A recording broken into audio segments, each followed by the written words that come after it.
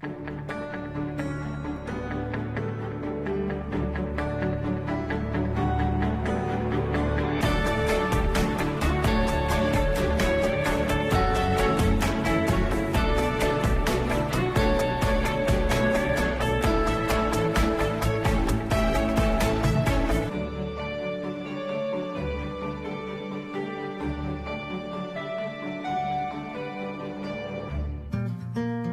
are never too low for the hand of God to lift you back up.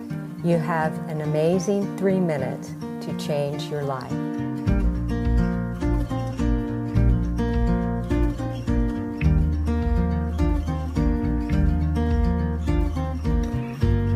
By the age of 7, Grammy Award winner Larry Gatlin, the oldest of the 3 Gatlin brothers, was already joining their younger brother Stephen Rudy in singing at family and church events.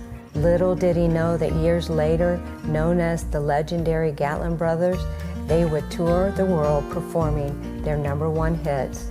Like his songs, he was on top of the world until addiction took over. It wasn't until a friend pulled him aside and said, "Larry, it's time to turn the page." And he did just that. This is his story. This is today's Nashville. This is faith. Larry Gatlin, what an honor and blessing for me to sit down in your beautiful home. I met your lovely wife. Is that who that was? I wondered who that woman was What's wandering it, around here. I want to, first question, what's it like to live with Larry Gatlin? Ask her. I tell people she's either made out of asbestos or Teflon. I'm not sure. She's the most spiritual, wonderful human being I've ever known. And I mean that. I'm not, a lot of people. Solid. She's my rock. Do you remember Louis? You're probably way too young.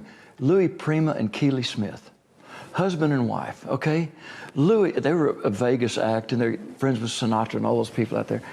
And Louis was nuts. I mean, he had a guitar and he'd play saxophone for a while, and Keely would just stand there and kind of scratch and sing, and they were great.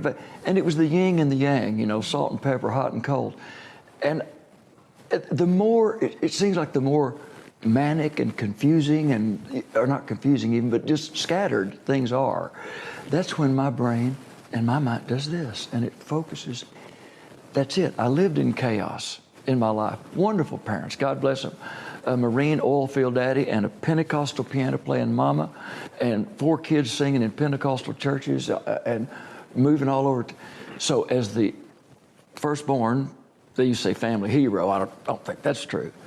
But it was part of my gig was to try to keep order in that kind of disorderly, wonderful, chaotic house. So that's good with me. And she's the rock. Janice is the rock. And you've been married for how long now? 53 years. Luckiest broad in Tennessee. I probably can't say that on gospel TV.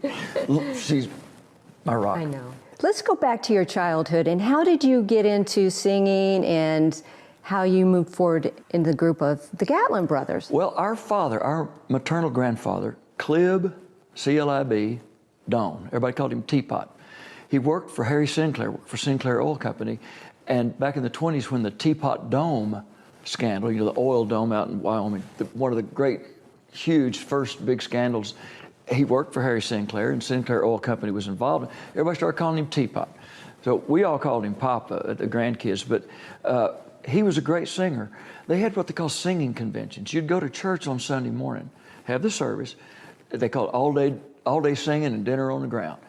After the first church service, they'd go for an hour or two, spread a quilt or a blanket or something. They had brought food, chicken, stuff with them.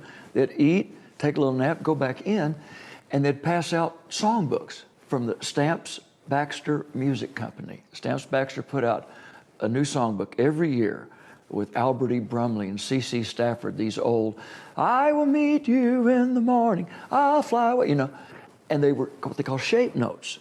They're not like just regular quarter, half. They had actual shapes, triangles, square, circles.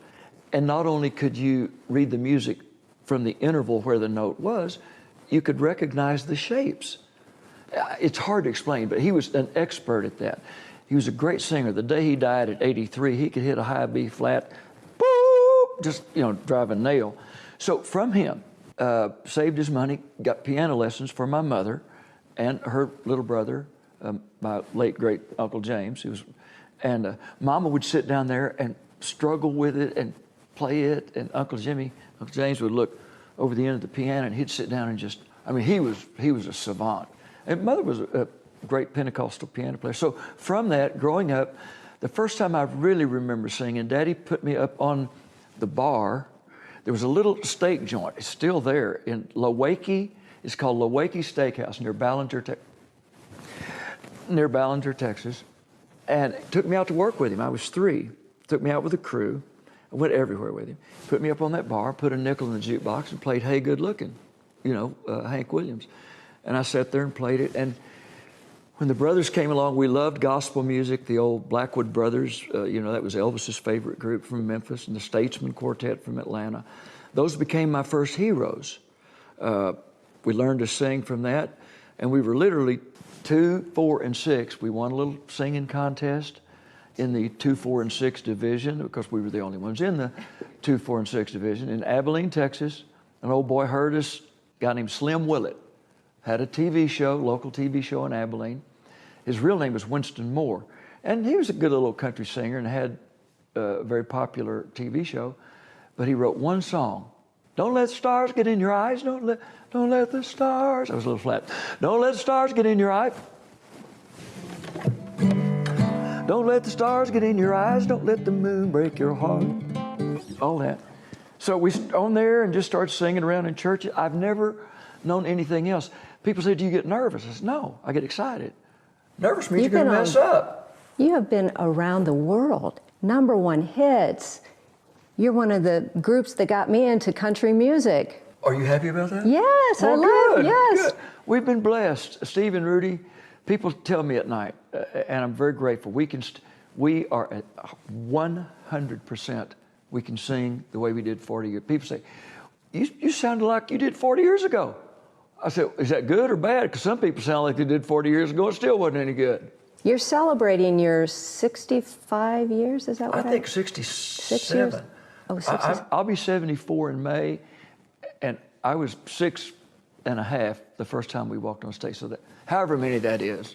Well, tell me about, coming to Nashville and your career and how it exploded. Well, I tell people I have failed my way all the way to the top and right back down to the middle. And the middle is just fine by me. So many things in our lives come from disappointments, things that didn't happen. Having to move from Abilene, where we were stars, and the Abilene Eagles football team that I love, and Erica Brown. Oh, third Erica Brown. Well, I don't need Erica Brown. But from there, we had to move to Odessa. I tried out, I didn't get to go to Permian High School in Odessa, where Friday Night Lights came from that. I went to the other school. We're 2-1 against them, by the way, when I was the quarterback. But I didn't get to marry Nancy Rayner, but look what I got.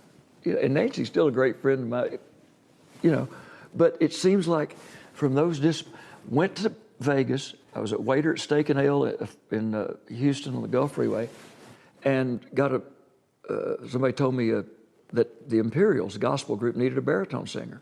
I called them, went out there, tried out for the job, didn't get the job, but I met Dottie West. She said, you look enough like Mickey Newberry, you got to be able to write a song. I wrote a little song in her dressing room one night that was awful, and she said, write me some songs, I'll try to help you. Went home to Houston, wrote 8 songs, sent them to her. She sent me a plane ticket, and we moved to Nashville.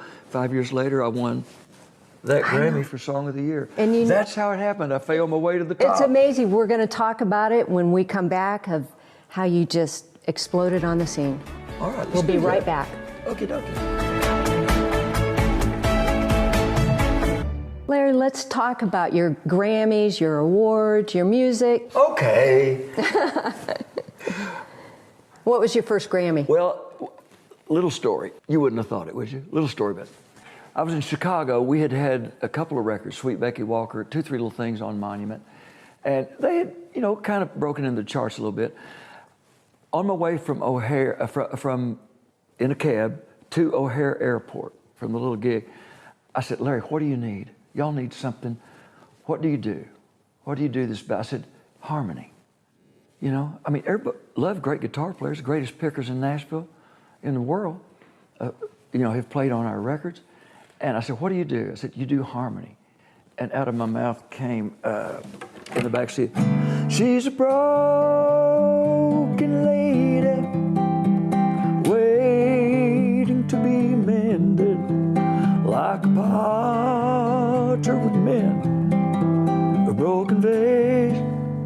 I mean, I didn't have the guitar with me. It was in the, you know, in the trunk probably, or in the case. I love that song. She's a broken, excuse me. So I wrote that verse, or really what is a chorus, on the way to O'Hare Airport, and then jiggled around with it on my way to Dallas and sat in the front room of our friend, the Ewing family, the real Ewings of Dallas, Finn Ewing and all that bunch, and wrote the rest of the song. Here's something strange about, a lot of our songs started cold like that. We've never had a hit record with a second verse. The chorus is what we start with, because we are a chorus, she's a broken, all the gold, I don't want to cry. They start with that, and that features the Gatlin brothers' harmony. Then you tell, after I had sung, all the gold in California's in a bank in the middle of Beverly Hills, somebody else's name. If you're dreaming about California, it don't matter at all where you played before. California's a brand new game. After you sing that little chorus, I could have gone, A, B, C, D, E, F, G, H, and it was a hit already in the first 30 seconds of the song. Broken Lady, I don't want to cry. It's something I do in the show sometimes. I go, I made a lot of money in the key of G. The key of G's been good to me and my family. The old-time pickers in Nashville, they say that G is the people's key. I've made a lot of money and lost a lot of Grammys, and I made all that money thanks to Big G and the key of G. So we put the vocal part up front, and really the ones that weren't big hits were the ones we started with a verse or something. People want to hear. Gatlin boys. Who has influenced you over the years? We were raised in a Christian home, in the Pentecostal church, from our grandfather, our mom and dad, great preachers who brought the word to us.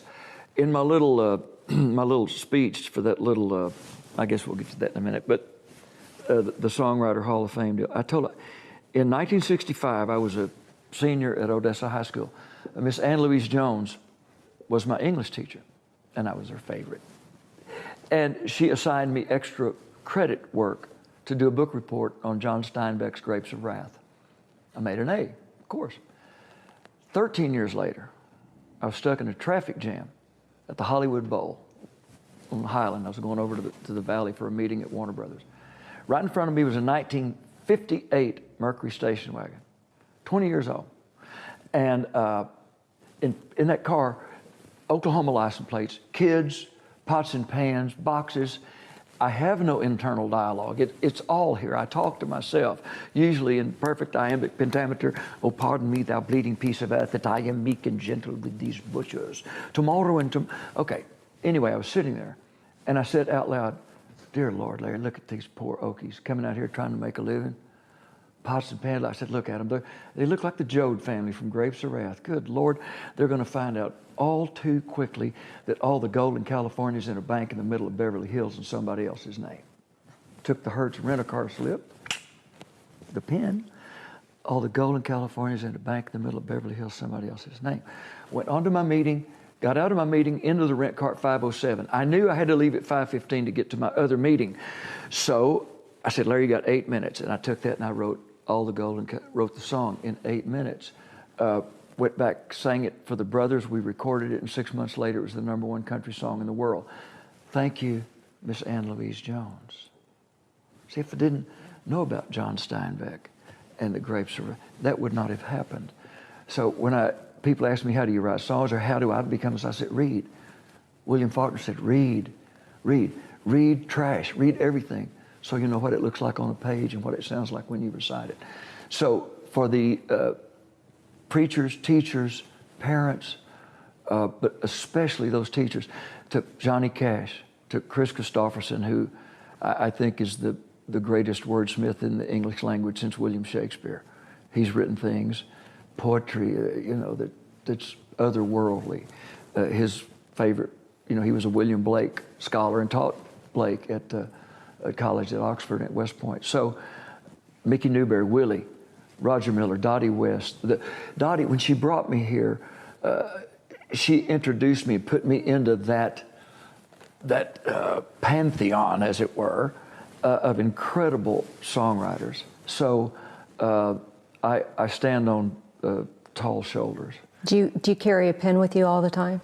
I carry a Blackwing 602 pencil. I fly a lot of Sunday mornings home from something, and I was reading the New York Times book review, which, as an aside, is the only reason I read the New York Times, except to find out what the enemy's doing.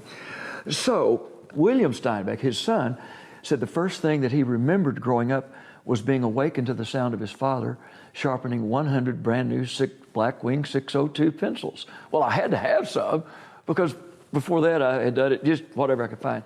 So I love those pencils.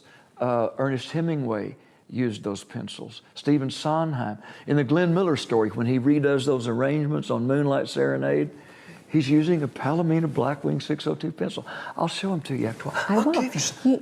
They're wonderful. I'll My motto is, I hope you never get writer's block, but if you do, I believe there's something mystical about a Blackwing 602 pencil gliding over a piece of unlined white paper. Well, I read too that somebody in your life told you that, Larry, it's time to turn the page. And we're going to talk about that when we come back.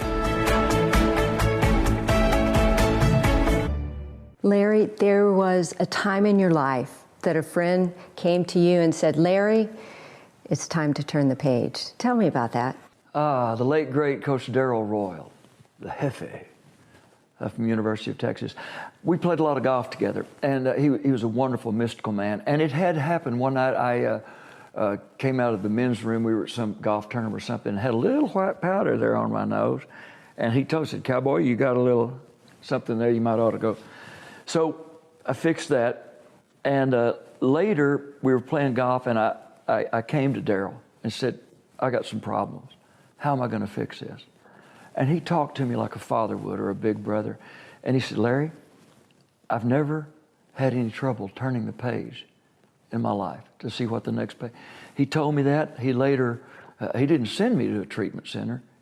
He didn't send me. He took me. I was in Nashville. I met him in Dallas. We flew out there to Dr. Joe Persh in the care unit. Well, a few years later, I don't know time frame. Time is just one big thing to me. Doesn't really mean much. We were playing golf with a young actor, and we were talking about that, and somehow the conversation turned around to that deal, to that whole alcohol drug thing, and Darrell and I kind of relayed the story to this young upstart actor. Well, a couple of years ago, somebody called me, texted me or something, said, we think Matthew McConaughey's talking about you in his book. And I said, I hope so. So I think it's page 274, I don't know. And he just, Matthew, and I'm listening to it on the audio book, and you got to get it. I will. It is a movie. He is a star. More than that, he is an actor, an elocutionist. It's wonderful. It says, well, there was this country star. We'll just call him Larry. I mean, it's just perfect. So when I found out about it, I got in touch. I said, and he didn't mention my last name. He honored that. I said, put my name in there, man. You're going to sell a jillion of those things. I need the publicity. So we've laughed about it, and I talked to him. What do you do? Zoom, boom? What do you do when you call somebody? Yeah, Zoom. FaceTime. Yeah, all that stuff. FaceTime, right. So he's a wonderful guy, great actor. And the book, I mean, you talk about William Faulkner. In one line, it's Faulknerian, and in the next, it's Hemingway-esque. It's very, very unadorned, like Hemingway wrote, the iceberg theory. He didn't say it was really very hot. He just said it was hot. But God has done amazing things in your life, and You were singing the national anthem at one ball game. Well, a ball game. A ball game. 1989, Candlestick Park. I was standing on the first baseline talking to Mike Lupica, the sports writer for the New York Post, Daily, forgotten. And the earth started kind of trembling. We heard this little, and we thought it was the airplane It's the coming World over. Series, wasn't it? It was the World Series, 89 in Candlestick. So Loopy says to me, he said, Gatlin, an airplane isn't supposed to make the ground shake. I said, that isn't that airplane, baby. We're in one. That was at 5:04 when the quake hit. We were supposed to sing the anthem. Steve and Rudy and I were supposed to sing the anthem at 5:08. So all hell broke loose. We had to stay in San Francisco for 4 or 5 days. The airports were all closed. And we came back 2 weeks later, sang the anthem. They started because it was before the game ever started. And let me say this right now. I'm in the Songwriters Hall of Fame and all. I'm grateful for that. I would not have made all that money in the key of G. We made it together. They are my two best friends. When people come up and say, boy, you really did sing well. And I have trouble even as an English major with well or good. I sang well, I sang good, I played golf well. Anyway, I say, I better sing well, or I better sing good, whichever one it is, because those two are going to sing good or well. We can still hit the notes. I'm grateful for them. But we've had a wonderful career for which we're very grateful. Where is God taking you now? I've written a new song. I don't know. You never. No, that ain't my job. That's his. Actually, it's her job. I think God's a woman because y'all are a lot smarter and tougher and wiser and, than we are. And y'all are you're the creationists. Come on. So that's just a little aside. I've written a new song. And we haven't had a hit record in 30, 35 years. That's the way of the world. Johnny Cash didn't have a lot of hits after, the first 20 years of his career. Vince Gill and I have talked about that. That's just what it is. So F. Scott Fitzgerald said, in American life, there are no second acts. And it rarely happens that someone who's had a huge career and then it kind of goes very rare. So it dawned on me one day, Larry, don't worry about the second act. You're still in the first act. Take care of that. So I wrote a song this evening. What's the key? Amazing,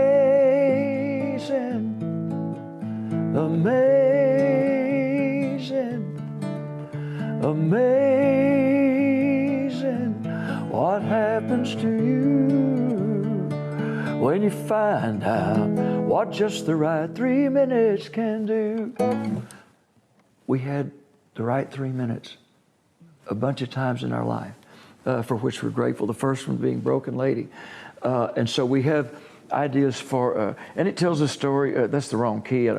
From nothing, let's get in that key, I want to play. From nothing to everything in no time at all. 1 minute I was sitting all alone, staring at my cell phone, praying that the right somebody might call. When all at once, one of my homemade songs broke through, and I found out what just the right 3 minutes can do. Oh, that's beautiful. Broken Lady, the right 3 minutes. That's beautiful. Bought this, has taken Steve and Rudy and me all over the world. So we're going to use that song. I think even the Nashville Songwriters Hall of Fame, those good folks, Mark, Ford, and Carol Ann, are thinking about kind of using it. They played it after the awards show. One thing people in this town, everybody who's ever been a star, for 30 minutes or 30 years, we have one thing in common. Somewhere along the line, we had just the right 3 minutes, and they found out it's amazing what just the right 3 minutes can do. What is it that you want the viewers to know? I want them to know that they're part of this. They're a part of this. Sometimes we have a 6 o'clock plane and we had a show that ended at 10 o'clock and we don't have time to do maybe an autograph here. And we do. We don't turn people down on that if time and logistics allow. They are part of this. We don't do this in a vacuum. And the overriding thing is gratitude. We are grateful. Like I say, failed our way all the way up to the top, right back down to the middle. Middle's just fine with me. But I want all of them to come with us on the journey, because they have. Larry, thank you so much. Thank you. What an honor to sit down with you today. Thank you. You're very kind. You did really good. My friends, is it time for you to turn the page? Like Larry said, you have 3 amazing minutes to lay it down at the feet of Jesus. Let Him take care of everything that you're going through today. This is today's Nashville. This is faith.